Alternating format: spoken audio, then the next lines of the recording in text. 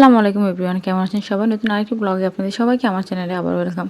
তো এই দেখতে পাচ্ছেন এখানে চা আর বনরুটি খাচ্ছি। আসলে অনেক দিন পরে এই চা আর বনরুটি খেতে নিয়েছি।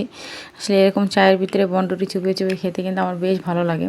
কিন্তু অনেক দিন হয়েছিল যে এরকম টাইপের খাবার খাচ্ছিলাম না, কারণ আমি চাটাই মোটামুটি স্কিপ করে দিয়েছিলাম।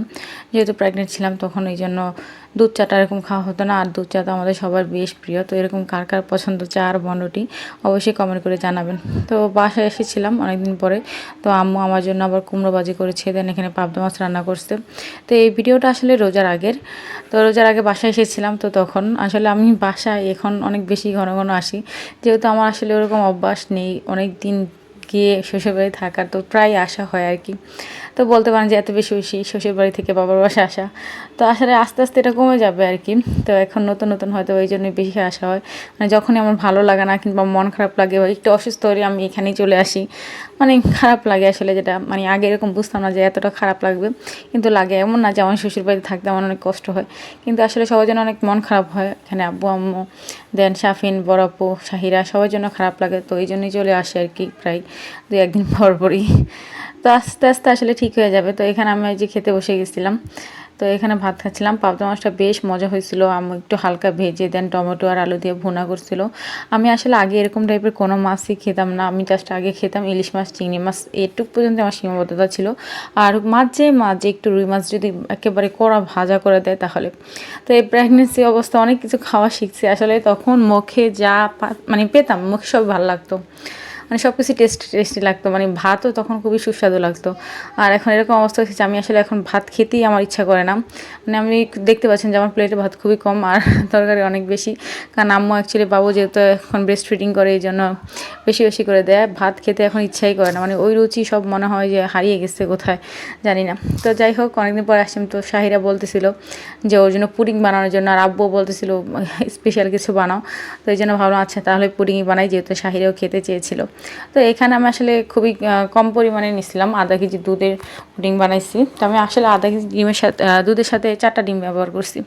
তো পুডিংটা মাসালা বেশ ভালোই হয়েছে, কিন্তু আমি যে ক্যারামেলটা ইউজ করছিলাম ওটা একটু বেশি পুড়ে গেছিলো, যার কারণে হালকা একটু তিতকুড়ে হয়েছে। তো যখন ক্যারামেলের পানিটা মানে ফেলে দিছি, তারপরে টেস্টটা বেশ ভালো হয়েছে। দেখতে পাচ্ছেন আসলে আমি ক্যারামেলটা সরাসরি এই বাটিতেই তৈরি করছি, তো ওই জন্য হয়তো একটু এরকম হয়ে গেছিলো, কিন্তু খেতে খুবই মজা হয়েছে যখন মানে ক্যারামেলের পানিটা ফেলে দিয়েছিলাম। তো আসলে অনেক দিন পরে বানিয়েছি, হয়তো বা এই জন্য এরকম ভুল হয়ে গেছিলো। তারপর আলহামদুলিল্লাহ বেশ মজা হয়েছিল, আমার হাজব্যান্ড বলছে, কারণ ওকে যখন খাওয়াইছিলাম তখন এই ক্যারামেলের পানিটা আমি ফেলে দিয়েছিলাম। তো এই যে এখন আপু খাচ্ছিল, আর ও বলতেছিল যে মানে সবই ভালো হয়েছে, ঠিকঠাক আছে, কিন্তু একটু টিটকিরি লাগছে। এই যে দেখছেন এখন কিন্তু পানিটা নেই, আমি পুরো পানিটা ফেলে দিয়েছিলাম, যে মিষ্টি একটা পানি থাকে ক্যারামেলের। তো আলহামদুলিল্লাহ যা বানিয়েছিলাম অনেকদিন পরে আসলে এখন একটু একটু রান্নাবান্না করার চেষ্টা করতেছি, শরীরে যেতটুকু লাগে আর কি। তো ইনশাল্লাহ খুব তাড়াতাড়ি আবার দেখি সব কিছু শুরু করবো নতুন করে। সবাই দোয়া করবেন যাতে আমি তাড়াতাড়ি সুস্থ হয়ে যাই। আর শুধু আমি না, আমার হাজব্যান্ড প্লাস আমার বাচ্চা, ওরা যাতে সবসময় সুস্থ থাকে, ভালো থাকে। তো এই যে আমি সুন্দর করে এখন কেটে নিছি বাসা সবার জন্য। তো সাহিরা তো খুবই খুশি হয়ে গেছে এরকম পুডিং দেখে। ও পুডিং বা মিষ্টি জাতীয় খাবার ও বেশ পছন্দ করে। তো তারপর আমি আমার শ্বশুরবাড়িতে চলে আসছিলাম। আসলে এই বাসায় আসলে আমার অতটা ভিডিও করা হয় না, আসলে একটু আনইজি ফিল হয়। এরকম না যে কেউ মানা করে বা অন্যরকম কিছু, আমার নিজেই একটু আনইজি ফিল হয়। তো ওই দিন একটু ভিডিও করছিলাম, আমি রুমের ভিতরে আমার নাস্তা নিয়ে আসছিলাম। তো তখন আর তাছাড়া আর এখানে ভিডিওটা করা হয় না, যেহেতু বাবুকে মোটামুটি আমার দেখতে হয়। সবাই দেখে মোটামুটি, কিন্তু তারপর নিজের একটা অন্যরকম মানে কাজ করে, ও বাবুর সাথে সবসময় থাকা হয়, এই জন্য আর কি ওরকম ভিডিও করা হয় না। তো এই যে সকালবেলা রুটি বানিয়ে দিচ্ছে আমার শাশুড়ি, তো ডিম ভাজা আর আমি একটু দুধ নিয়ে নিছিলাম।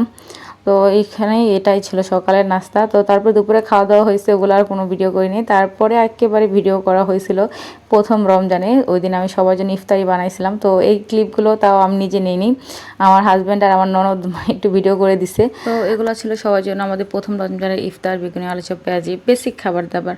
তো আলহামদুলিল্লাহ সবই ভালো ছিল, যতটুকু পেরেছি অতটুকু করেছি। সবাই বেশ অ্যাপ্রিসিয়েটও করছে, যেহেতু অনেক দিন পরে সবার জন্য রান্নাবান্না করেছিলাম।